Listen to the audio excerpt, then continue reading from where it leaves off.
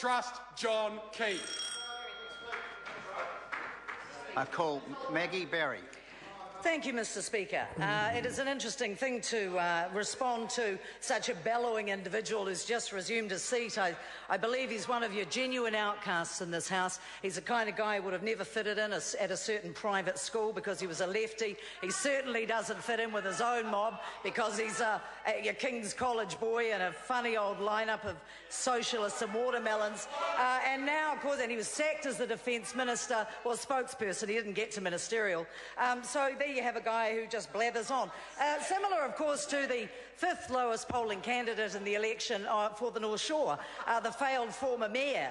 Now, there was an individual who had no one had any confidence in whatsoever, and instead of hearing something sensible, which of course never emerges, what we heard instead was an attack on the integrity of the most popular leader in politics in the last 25 years. Nick Smith said, I'd say probably about 40.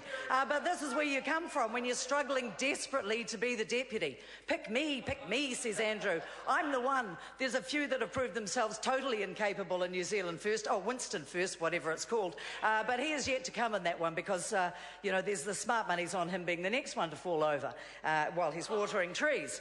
But let's get back to the reality of what this government is all about. I'm very proud to be part of a government that actually understands the critical importance of effective resource management to New Zealand's economic, environmental and social well-being. Because unlike the previous speakers from other parties, I'd like to concentrate on some of the matters of substance rather than personal attacks.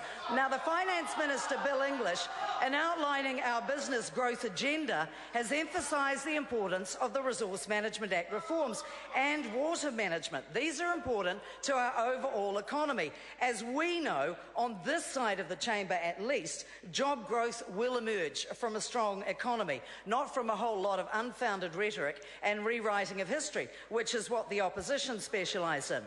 As a member of the Local Government and Environment Select Committee, ably led by our chair, Nikki Wagner, we have begun hearings on our RMA discussion document. On Monday, we heard 60 submissions. This is a robust document. It is one that actually invites people to come in and make submissions, ones that we will consider, because we need to ensure that the overall purpose of the RMA reforms remain intact. Section 5, for example, that is a section that is promoting the sustainable management of natural and physical resources, and that includes safeguarding the life-supporting capacity of air, water, soil and ecosystems.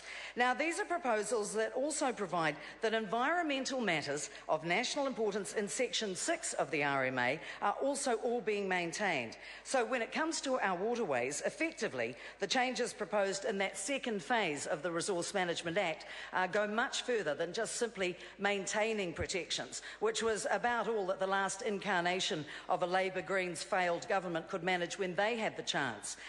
Nick Smith earlier actually questioned the loyalty and the patriotism of the Greens because of the way that they've approached the DGSC, a lot of issues. I would wonder really whether they, in fact, on a daily basis, betray their own oath of allegiance to this House to stay loyal to this country.